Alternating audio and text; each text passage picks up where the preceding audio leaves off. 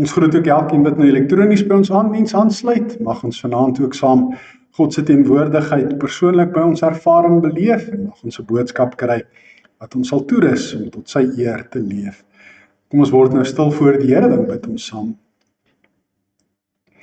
Driemaal heilige God, Vader, Seun en Heilige Gees, ons kom vanaand in diepe afhanklikheid na U, om U te aanbid, te loof, te prys en te eer. U Vader is ons koning, ons heerser. Ons kyk op na U met verwagting, maar ook wil ons graag voor U buig in gehoorsaamheid en doen wat U wil van ons vereis. Daarom wil ons onsself aan U oorgee, soos wat die klei in die hande van 'n pottebakker oorgegee is. Ons wil kom vra, Here, vorm ons en maak ons soos U ons wil hê. Laat U liefde ons verander. Ons lewens uitkyk, ons gesindheid, ons doen en late. Help ons, Here, om versoekings te weerstaan en altyd te leef tot U eer. Help ons om U gehoorsame kinders te wees.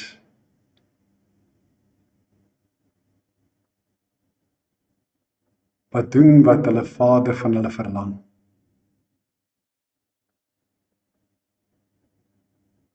Help ons, Here, om soos 'n goeie soldaat te wees, wat ons bevelvoerder nie wil teleurstel nie.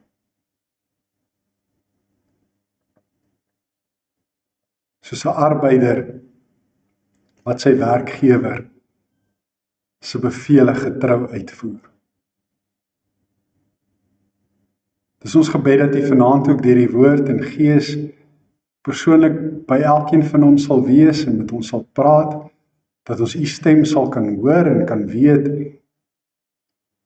wat die boodskap is wat U vir ons wil gee. Dit bid ons in Jesus se wonderlike naam. Amen. Ons reeks oor die profete gaan voort.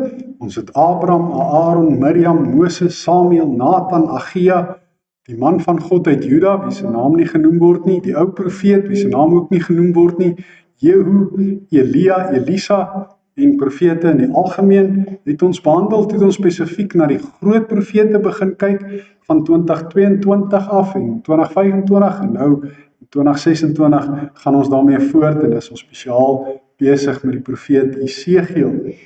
Vanaand lees ons uit hoofstuk 17 'n paar verse.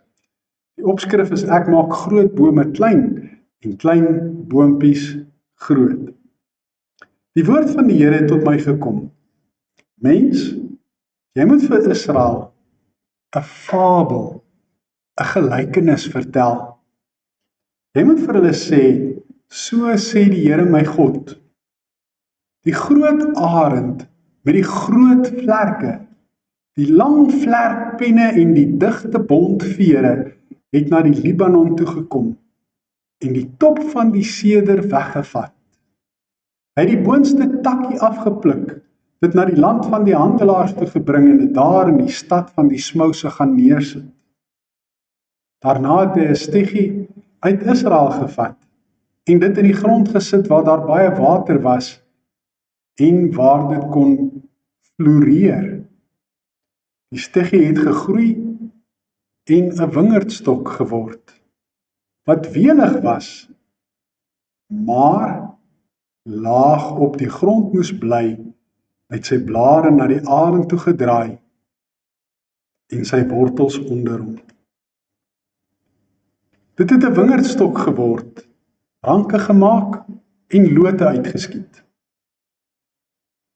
Daar kom toe nog 'n groot arend met groot vlerke en baie vere, en die wingerdstok draai sy wortels na die arend toe en stuur sy ranke in diese rigting, sodat die arend vir hom nog meer water kan gee as wat daar was op die plek waar hy geplant was. Hy was geplant in goeie grond, by baie water. Hy kon ranke maak en druiwe dra. Hy kon 'n pragtige wingerdstok geword het. Jy moet sê, so sê die Here my God, sal dit goed gaan met die wingerdstok? Gaan die eerste arend dan nie sy wortels uittrek en sy vrugte vernietig, sodat al sy druiwe verdroog wat aan die rypword was? Daar is nie groot mag en baie mense nodig om hom met wortels en al uit te trek nie. Hy is geplant, maar sal hy goed groei? Sal hy nie heeltemal verder wanneer die oostewind hom tref nie? Sal hy nie heeltemal verdor wanneer die oostewind hom tref nie? Hy sal verdroog op die plek waar hy gegroei het. Tot sover ons skrifgedeelte, jy kan die res van die gedeelte gerus by die huis gaan verder lees. Ek gaan dit wel bespreek, soos wat ons nou al in die verlede ook gedoen het. In hoofstuk 15 word daar ook 'n metafoor van 'n wingerdhout gebruik. Maar daar word gepraat van die wingerdhout wat niks meer werd is nie. Dit het klaar vrugte gedra, dit is nou klaar uitgekap, dit lê nou daar op 'n hoop, en al wat jy daarmee kan doen is om dit te verbrand. Dis net goed vir vuurmaakhout, maar ook nie is regtig vir behoorlike kole nie, jy kan nie eens daarmee vleis braai nie. Dit het sy waarde eintlik verloor. Dis ook nie 'n harde hout sodat jy iets daarmee kan maak nie. Jy kan niks daarmee doen behalwe om dit te verbrand nie. Nou sê die Here vir die volk, omdat julle afgode gedien het, is julle soos daai wingerdhout. Julle gaan verbrand word. Daar gaan niks van julle oorbly nie. En dan het ons verlede week gekyk in hoofstuk 16 na die oneerbare gedrag van die volk en hulle afgodery in die vrugbaarheidskultusse, waar ons dan ook gesien het hoe dit die volk vergelyk word met 'n bruid, die bruid van God, wat letterlik en figuurlik haar oneerlik en oneerbaar gedra en besig is met afskuwelike gedrag. Hier in hoofstuk 17 wat ons vanaand begin lees het, gebruik God 'n fabel, 'n gelykenis in die vorm van 'n gedig om deur Esegiel met sy volk te praat. So as julle in die Bybel die gedeelte gaan lees, sal julle sien, hy is geskryf soos 'n gedig, dis poëties, dis nie verhalend nie. In die oomblik as jy die woord gelykenis hoor, dan dink jy sommer dadelik aan Jesus. Want Jesus was baie lief om die mense te leer met gelykenisse, fabels. 'n Fabel en 'n gelykenis is mos maar 'n storie. Dis 'n verhaal wat vertel word, wat nie regtig waar is nie, maar wat 'n verskuilde betekenis het. En as jy daardie verskuilde betekenis verstaan, dan ontvang jy die boodskap wat die fabel wil oordra, of wat die gelykenis wil gee. Die gebruik van bome in fabels en gelykenisse kom voor in Rigters 9, 2 Konings 14 en natuurlik verskeie gelykenisse wat Jesus vertel het, soos byvoorbeeld die van die mosterdsaad, klein saadjie wat 'n groot boom word sodat die voëls in sy takke nes maak, en dis hoe die koninkryk is. Dit begin klein, maar dit groei vinnig en dit word groot. En dan ook die wingerdstok in Johannes 15 en die lote. En dit stem ooreen met wat ons lees in Jeremia 2 vers 21, waar God die wingerdstok se boer is, wat die lote snoei, sodat dit nog meer vrugte moet dra. Vir ons is daar in hierdie fabels wat vir ons vertel word, met die eerste oogopslag baie vreemde gedagtes. Goed wat ons dink, maar dit kan mos nie wees nie. Hoe is dit moontlik? Dit werk mos nie so nie. Want ons kyk gewoonlik na die lewe vanuit ons verstaan daarvan, en ons verstaan daarvan is gevorm deur die wetenskap van ons tyd. Die natuurwetenskap, die fisiese wetenskap, die chemiese wetenskap, en dan ook die lewenswetenskap wat in my tyd nog as biologie bekend gestaan het. Ons kyk met daardie oë na die lewe. En ons moet onthou, die mense in die Bybelse tyd het nie naasten by dieselfde wetenskaplike, natuurwetenskaplike, lewenswetenskaplike, fisiese of chemies wetenskaplike kennis gehad wat ons vandag het nie. Hulle het nie met dieselfde oë na goed gekyk nie. So dis die een ding wat ons in gedagte moet hou. En die ander ding is, as ons hierdie fabels wil verstaan, dan het ons 'n sleutel nodig om dit oop te sluit, sodat ons die verskuilde betekenis van hierdie boodskap kan begryp. En Jesus gee vir ons, of God gee dan in hierdie gedeelte vir Esegiel dan ook die sleutel om die fabels te ontsluit. Maar dit begin so, 'n arend, 'n groot arend, met indrukwekkende groot vlerke en lang vlerkpenne, 'n bontarend, met ander woorde het allerlei kleure. Hy vlieg na die Libanon, en op die Libanonberg groei daar baie sederbome en sederplantasies. En dan pluk hy die boonste takkie van die seder af, en dan vat hy dit na die land toe waar die smouse en die handelaars is. Wat sou dit beteken? 'n arend sal ook,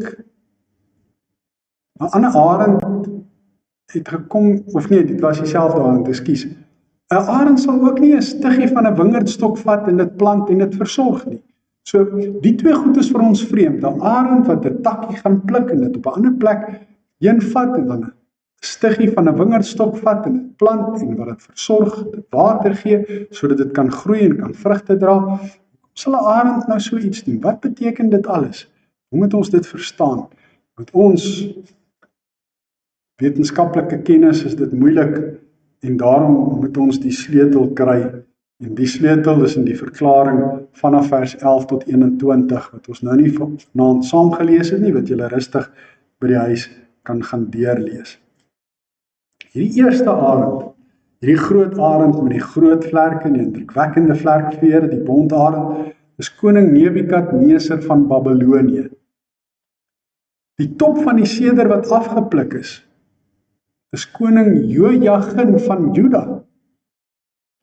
en al sy hoë amptenare. Want wat het met hulle gebeur? Hulle is in ballingskap weggevoer na Babylonië toe, die land van die handelaars, die land van die smouse. Maar daar het 'n klein groepie Israeliete in Israel agtergebly. En koning Nebukadneser is die een wat daardie stiggie gevat het van die wingerdstok en dit daar in Israel by baie water geplant het en dit versorg het. En daardie stiggie is koning Sedekia. Nebukadneser het hom aangestel om die Israeliete te regeer wat agtergebly het in Israel. Hy het hom aangestel en 'n ooreenkoms met hom aangegaan, hy het 'n kontrak met hom gesluit. En sy werk was om die Israeliete in toom te hou. Dat hulle getrou sal bly aan Nebukadneser, dat hulle belastings aan hom sal betaal, dat hulle sy heerskappy sal aanvaar, dat hulle nie in opstand teen hom sal kom nie. En met 'n eed van trou het Sedekia gesweer dat hy dit sal doen, sodat die volk op Nebukadneser gerig sal wees en van hom afhanklik kan wees. En julle het gesien, die wingerdstok het nie hoog en welig gegroei nie, hy moes laag bly en hy moes gerig bly op die arend. Hy kon welig groei, welig genoeg om vrugte te dra, maar hy moes nie groot en hoog en sterk geword het nie. Maar hierdie nuwe koning Sedekia, het ander planne gehad. Hy wou nie homself aan Nebukadneser onderwerp nie. Hy wou nie getrou bly aan die kontrak en die ooreenkoms wat hy met 'n eed gesweer het nie. Hy het eerder besluit om 'n ander arend te gaan vra om te kom help. Om 'n ander arend te vra om vir hulle te kom bring by ander waters. 'n Arend met perde en ruiters. En dit is Egipte. Hy het gesandte na Egipte toegestuur om met perde en manskappe te kom om hom te kom help. En dan vra die Here, sal hierdie stuggie in sy onderneming slaag? Sal Sedekia vrykom as hy hierdie onderneming, hierdie ooreenkoms wat hy met 'n eed gesweer het teenoor Nebukadneser, sal hy vrykom as hy dit verbreek en eerder by die Egiptenare gaan hulp vra en gaan hulp soek? Dis 'n retoriese vraag en die antwoord wat daarop veronderstel word is nee. Dit gaan hom nie help nie, want Nebukadneser is baie magtiger op daai stadium gewees as enige van die ander volke in die omgewing, selfs die Egiptenare. En daarom sê God, so seker as ek leef, hy sal binne in Babel sterf, in die stad van die koning wat hom koning gemaak het. Hy het die eed van getrouheid, die ooreenkoms geminag en verbreek. Hy kan nie vrykom nie. Juis ook omdat dit troubreek teen die Here was, want hy het hierdie eed onder aanroeping van die Here se naam afgelê. En daarom is dit ook 'n verbreeking van God se verbond. Die verbond wat hy met sy volk het.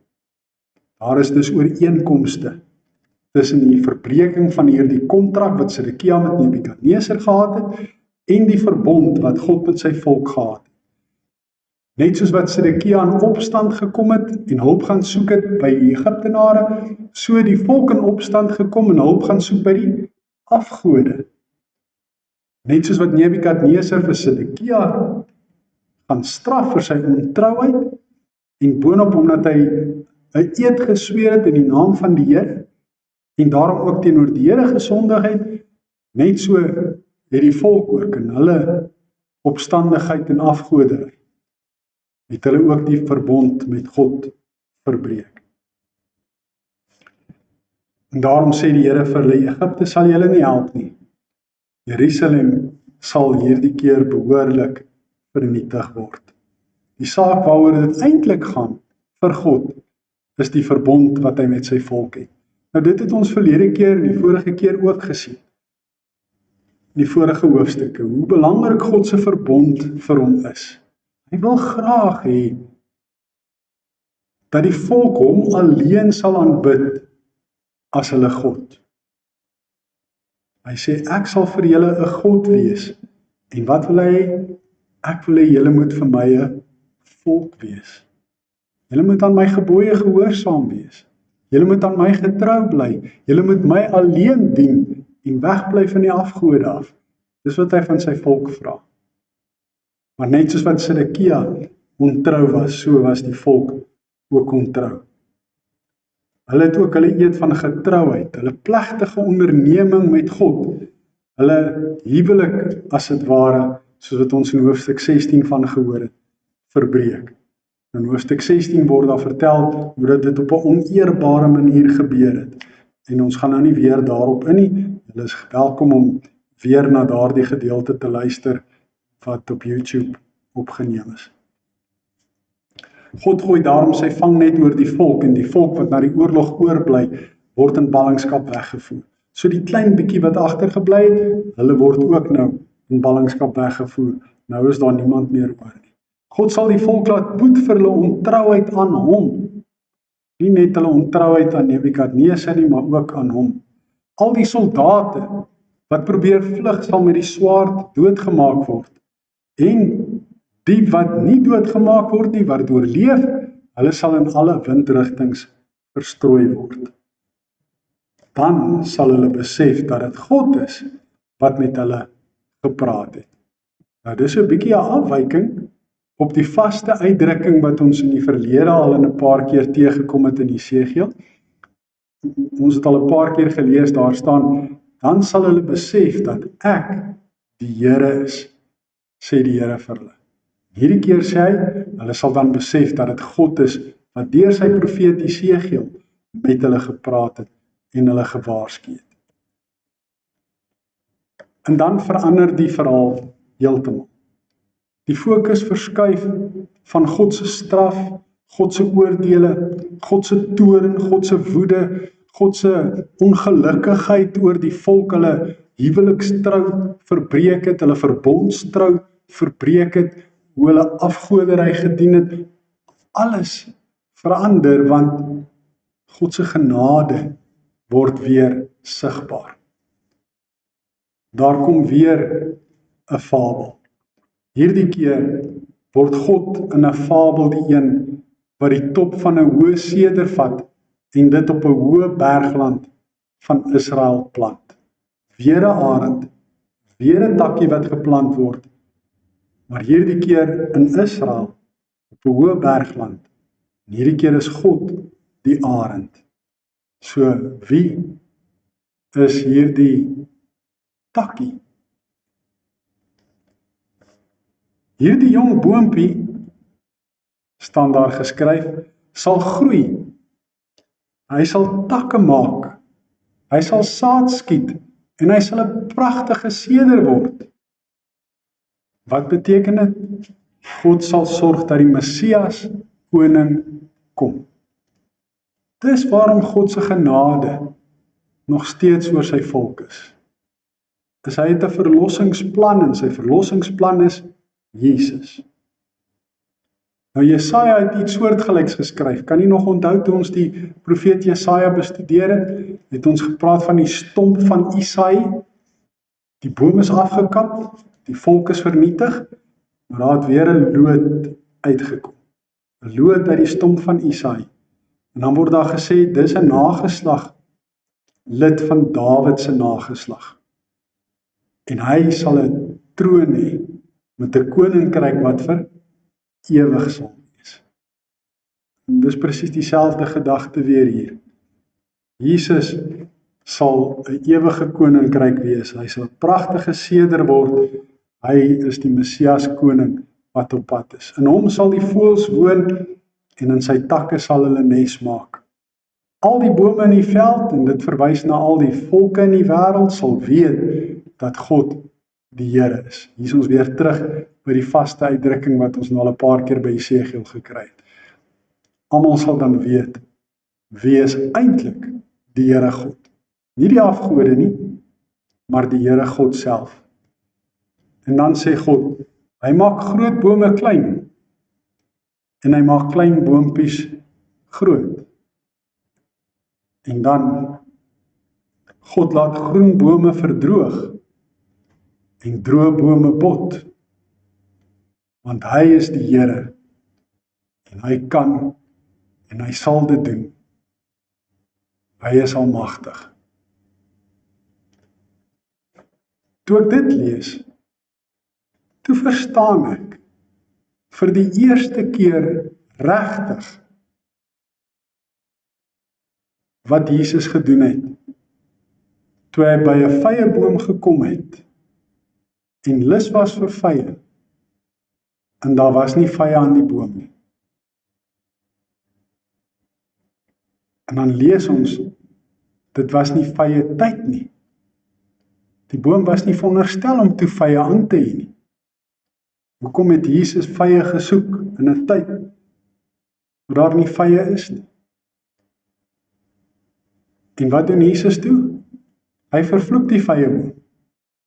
En toe hulle weer daar verbykom, toe sien hulle die vyeboom is heeltemal morsdood, verdroog. En toe ek hierdie woorde lees, toe snap ek, Jesus het eintlik daarmee gewys dat die woorde wat God in Esegiel geprofeteer het, waar geword het. Want Jesus kan doen wat God hier sê, hy alleen kan doen. Hy kan klein boompies groot maak en groot boompies klein. Hy kan groen bome laat verdroog.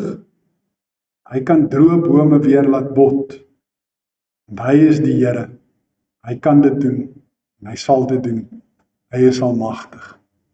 Jesus is die Here, die almagtige God.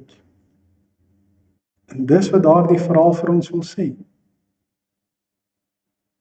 Ek het aanvanklik, toe ek die verhaal van die vyeboom gelees het, die heel eerste keer in my lewe, ek was nog jonk, ek gedink, dit is darm onregverdig teenoor die arme vyeboom. Dis nie eers vye tyd nie. Maar nou verstaan ek, daar is eintlik meer agter die verhaal, as wat ek aanvanklik gedink het. So wat is die boodskap vir ons? God gebruik graag gelykenisse om iets aan ons te verduidelik, sodat ons dit kan beter verstaan. En wie hou nou nie van 'n lekker storie nie? Die oomblik as iemand vir jou sê, eendag lank gelede, dan weet jy, hier kom 'n storie. En wat doen jy dan? Jy gaan sit op die punt van jou stoel en jy spits jou ore, want ons almal hou van 'n goeie storie. Ja, ons leef nou in 'n tyd van rolprente en visuele stimulering, wat baie anders is as 'n verhaal. Want in 'n verhaal waarna jy luister, moet jy jou verbeelding gebruik om die prentjies wat met die woorde geteken word, te kan sien.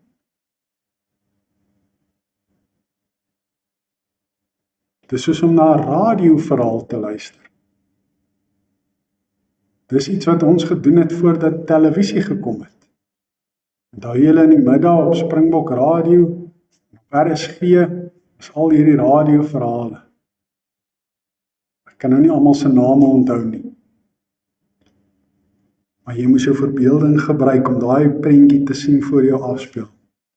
Ek kan onthou die een was van 'n polisieman en 'n speurder reeks, hulle het die skelms altyd gevang. God gebruik enige iemand, selfs heidense konings, Nebukadneser in hierdie geval, om sy planne tot uitvoering te bring, om die volk te straf vir hulle goddeloosheid, hulle afgodery, hulle opstand teen hom, die verbreeking van die verbond. En wat ons ook leer is hoe belangrik getrouheid en lojaliteit is vir God. Dis vir hom baie belangrik. As jy aan iemand 'n belofte gemaak het, dit met 'n eed in sy naam gesweer het, dan moet jy daarin getrou bly. Dis wat Sedekia nie gedoen het nie. En dis waarom hy gestraf is. En dit gaan nie net oor ons woord aan mense nie. Dit gaan veral ook aan ons woord teenoor hom. Wanneer ons aan God 'n gelofte maak. Daarom is God altyd ook getrou. En kom hy altyd sy beloftes na, want lojaliteit en getrouheid is vir hom belangrik. En daarom verwag hy dit ook van ons, dat ons ook lojaal en getrou sal wees. En daarom moet ons vanaand ook vra, maar wat het geword van al die geloftes van getrouheid, al die ooreenkomste wat ons al met God gemaak het? Dink maar byvoorbeeld aan die gelofte wat jy gemaak het toe jy belydenis van geloof afgelê het. Kan jy nog onthou wat jy alles beloof het? Ek sal God dien volgens die eise van sy woord. En dit sluit in, ek sal teen die sonde stry. Ek sal myself tot beskikking van God stel. Ek sal sy naam getrou bely voor die mense. Ek sal aktief deelneem aan die werksaamhede van sy kerk. Dis geloftes wat jy aan die Here gemaak het toe jy belydenis van geloof afgelê. Wat het daarvan geword? Is jy nog besig om getrou te wees aan daardie geloftes? Wat van die huweliksgeloftes wat jy afgelê het? Toe jy gesê het dat jy sal getrou bly aan die lewensmaat, die huweliksmaat. In altyd en in alle omstandighede. Het jy daarin getrou gebly? En ek wil net vinnig nog iets daaroor ook sê. Selfs al het jy nie egbreek gepleeg en 'n buiteegtelike verhouding gehad. As jy jou man of jou vrou in die huwelik verwaarloos en nie aan hulle die liefde en die respek en die waardering gee wat hulle toekom nie, dan is jy eintlik ook besig om ontrou te wees aan jou huweliksgelofte. Want jy het mos beloof jy sal dit doen. Wat van die doopgeloftes? Waar ouers beloof het dat hulle kinders sal onderrig en laat onderrig. Dat hulle kinders sal bring vir Bybelonderrig Sondagskool, vir jeugaksies. Hoeveel ouers doen dit nog? Baie keer word gepraat van ouers wat hulle kinders maar net by die kerk aflaai vir sondagskool, wat nie saam met die kinders kerk toe kom nie. Dan kom die kinders ook nooit in die kerk. Kom jy op so 'n manier jou doopgeloftes na? Wat van die geloftes wat jy gemaak het toe jy bevestig is as 'n kerkraadslid? Toe jy beloof het om getrou jou werk as diensknegt van die Here te verrig? En alles wat daarmee gepaard gaan.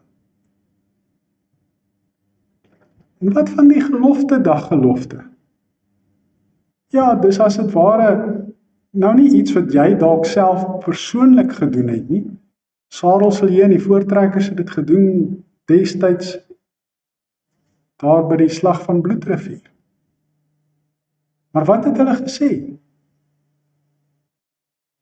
in daardie gelofte? As ons vandag oorwinning behaal oor die vyande, dan sal ons u naam oral groot maak en verheerlik.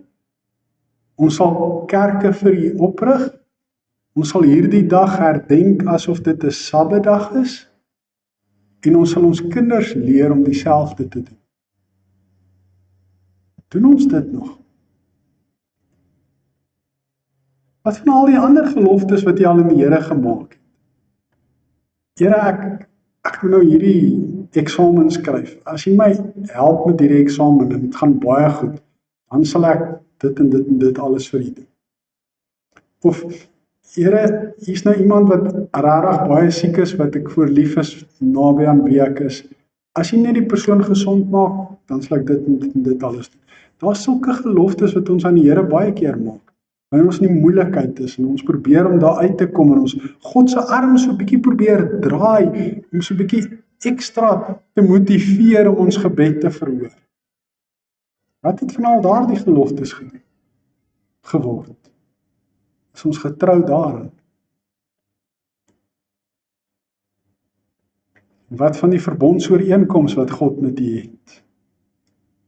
Dat hy vir u 'n God wil wees, dat u vir hom 'n volk moet wees, en in Jesus het ons sy kinders geword. En die wat in Jesus glo, ontvang die ewige lewe en vergifnis van hulle sonde. Dis 'n nuwe verbond wat God met ons kom sluit het. Hoe getrou is ons aan daardie verbondsooreenkoms met die Here? Dis al die vrae wat by ons moet opkom wanneer ons lees hoe belangrik getrouheid en lojaliteit vir God is. Dat hy vir Sedekia laat straf het, omdat hy in die naam van die Here met 'n eed gesweer het om getrou te bly aan 'n heidense koning, maar nie sy beloftes nagekom het. Soveel te meer verwag hy ook van ons, sy kinders, lojaliteit en getrouheid. Mag ons dit vir hom gee, soos wat dit hom toekom. Amen. Kom ons bid saam. Hemelse Vader, vandag moet ons kom bely dat daar baie keer leuns vertel word voor die kansel. Dat mense leë beloftes maak, leë geloftes maak, wat hulle nie altyd nakom nie. En ons is daardie mense, Here. Is ons wat nie altyd getrou is en altyd betroubaar en altyd lojaal is nie. Dis ons wat nie altyd doen wat ons gesê het ons sal doen nie. Daarom, Vader, vergewe ons. Dankie vir die genade wat elke keer deurskemer as ons die profete lees. Dankie vir die verlossingsplan wat U altyd in gedagte gehou het. En altyd gesorg het dat daar 'n klein oorblyseltjie is, sodat die Messias koning gebore kan word. En soos 'n groot seder kan word wat groei en takke maak, so groot word dat die voëls in sy takke kan nes maak, Wat beteken dat hy so groot kan word dat ons by hom veilig kan wees. En daarom het hy ook gesê, en loof ons die Here Jesus, omdat hy gesê het, dat U ons in U hand vashou en dat niemand ons uit U hand kan ruk nie. Vader, ons besef net weer ons eie nietigheid en gebrokenheid en U getrouheid. Maak ons ook so getrou. Vader, ons kom bid vir al die aktiwiteite en aksies waarmee almal van ons besig is in hierdie week wat voorlê, by die werk of by die skool of by die huis of waar dit ook al mag wees, op universiteit. Here, ons vra dat U elkeen van ons in die liefde en genade sal dra, dat U ons sal help om getrou te bly aan U en om altyd oral getuies en navolgers van U te wees. Dan bid ons ook, Vader, vir elkeen wat siek is, in die hospitale en tuis. Ons dink aan Petro, wat 'n groot operasie gehad het en in die hospitaal besig is om te herstel. En Willem, wat ook vir haar sorg en haar moet versorg as sy weer tuis kom, dat jy ook vir hom die krag sal gee wat hy nodig het. Ons dink ook aan Gert, wat 'n heupvervanging moet kry in die week wat voorlê. Ons vra dat jy ook met hom sal wees en die dokters wat die operasie doen, dat dit 'n sukses sal wees. Ons bid vir Sari, wat ook vir hom versorg en ook vir hom gaan sorg wanneer hy by die huis kom. Dankie ook vir Sari se kinders en Willem se kinders wat ook by hulle is om hulle by te staan en hulle te ondersteun in hierdie moeilike tyd. Dankie Here dat U ons genadig is en dat ons al hierdie dinge kan bid in die naam van Jesus, ons koning, ons verlosser en ons Here. Amen. Jy het geleentheid om die Here te dien met die dankoffer. Daarna gaan ons hierdie pragtige gebed sing, wat alles te doen het met die gelykenis in Johannes 15. Laat my met U verenig lewe, U wat die ware wynstok is. U krag gee my voortdurend lewe, bewaar my van verderfenis. Deurstroom, besiel en seën my, sodat ek altyd vrugbaar bly. Vrugbaar bly beteken produktief bly in God se koninkryk.